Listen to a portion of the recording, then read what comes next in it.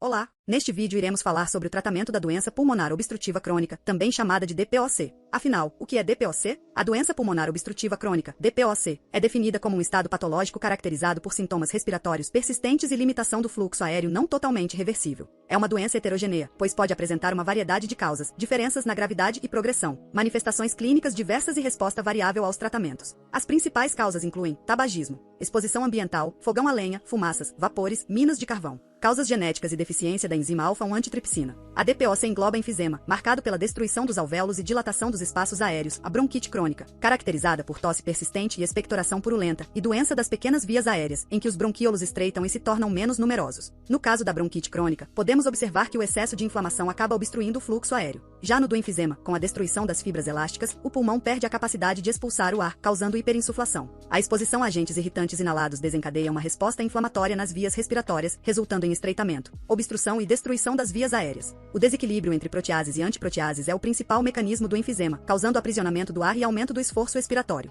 A deficiência de alfa-1-antitripsina, uma antiprotease, também pode contribuir para esse desequilíbrio. Quadro clínico e estadiamento. Os 3 sintomas mais comuns na DPOC são tosse, produção de escarro e dispneia progressiva aos esforços. Alguns pacientes apresentam esses sintomas durante vários meses ou anos antes de buscarem auxílio médico. À medida que a doença avança, a principal manifestação é o agravamento da dispneia aos esforços com crescente interferência na capacidade de realizar atividades laborais ou de outros tipos. Além disso, no exame físico, podem ser vistos sinais como tempo de expiração prolongado, sibilos, hipersonoridade, aumento do diâmetro da parede anteroposterior e baqueteamento digital. Estadiamento. Para realizar o estadiamento é preciso compreender alguns conceitos e considerar padrões internacionais de avaliação e classificação da DPOC. O primeiro conceito importante é a exacerbação. A exacerbação é caracterizada por uma piora no estado basal da dispneia, tosse e/ou expectoração suficiente para justificar uma mudança terapêutica. Para avaliar os sintomas, 2 escalas podem ser utilizadas, a MMRC e a CAT. A pontuação é usada como referência no estadiamento combinado GOLD. A avaliação da dispneia, escala modificada MRC, classifica a dispneia em grau 0, 1, 2, 3 ou 4, sendo 0 o menos grave e 4 o mais grave. O CAT avalia o grau de mais sintomas como tosse, expectoração, desconforto no tórax e disposição. O estadiamento GOLD combina scores da MMRC ou da CAT com o número de exacerbações para classificar pacientes em A, B ou E. Aqueles sem hospitalização são GOLD A ou B, dependendo da gravidade da dispneia, enquanto pacientes com exacerbações ou hospitalizações são GOLD I. Agora vamos falar sobre o tratamento não farmacológico da DPOC, que envolve uma mudança do estilo de vida, como por exemplo, a cessação do tabagismo e a prática de atividades físicas. É importante também evitar a exposição com substâncias nocivas, como com a fumaça do fogão a lenha. Ainda é importante que a pessoa se vacine com a anti-influenza e a antipneumocócica. E, a depender do estado de saúde da pessoa, pode ser necessário fazer reabilitação pulmonar, ventilação não invasiva e oxigênio suplementar. Agora vamos ver sobre os medicamentos utilizados no tratamento da DPOC. Eles são basicamente broncodilatadores e corticoides inalados. Começando pelos broncodilatadores. Eles são utilizados para controlar os sintomas em todas as fases da DPOC. Para isso, eles contêm uma substância ativa que irá, resumidamente, dilatar os brônquios. Além da dilatação dos brônquios, os broncodilatadores provocam diversos benefícios nos pacientes portadores de DPOC, como controle dos sintomas, aumento da tolerância ao esforço, prevenção de crises e complicações, redução de hospitalizações, melhora na qualidade de vida e diminuição do risco de morte. Existem 2 tipos desse medicamento.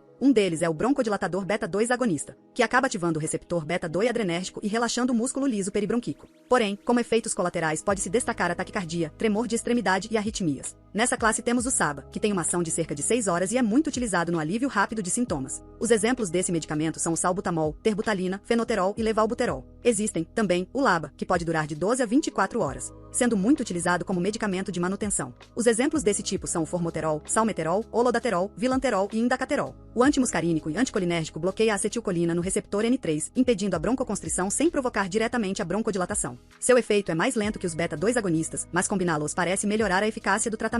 Esse tipo também é dividido em curta e longa duração. O SAMA é o de curta duração, cujos exemplares são o ipratrópio e o oxitrópio, e o LAMA é o de longa duração, representado pelo aclidínio, tiotrópio e o meclidínio. Assim, na terapia de manutenção é utilizado o LABA e o LAMA, 2 vezes por dia, muitas vezes combinados. E o SABA e o SAMA em exacerbações, muitas vezes combinados. O corticoide inalatório, além dos broncodilatadores, é usado para tratar inflamação nas vias respiratórias em pacientes com DPOC e asma, especialmente em casos de exacerbações frequentes. Pode causar pneumonia como efeito colateral. A metilxantina, uma inibidora não seletiva da fosfodiesterase, também tem efeitos anti-inflamatórios, mas é pouco usada devido à baixa eficácia e efeitos colaterais. É reservada para casos em que não se pode usar corticoide inalatório ou quando este não funciona. Os inibidores seletivos da fosfodiesterase 4, PDE4, parecem reduzir exacerbações, mas há poucos estudos conclusivos sobre sua eficácia. Tratamento conforme o estadiamento. A escolha dos medicamentos se faz conforme o estadiamento clínico dos pacientes. No GOLD A, se escolhe um broncodilatador, que pode ser LABA ou LAMA. No GOLD B, se faz uma associação LABA mais LAMA. E no GOLD I, também se faz essa associação, mas se adiciona um corticoide inalatório caso a contagem de eosinófilo seja superior a 300 células por microlitro. E se o paciente portador de DPOC sofrer um quadro de exacerbação e crise, o que devemos fazer? Primeiro, a exacerbação da POC é definida como uma piora aguda nos sintomas, sendo os principais a tosse com aumento de volume e purulência de escarro e também piora da dispneia.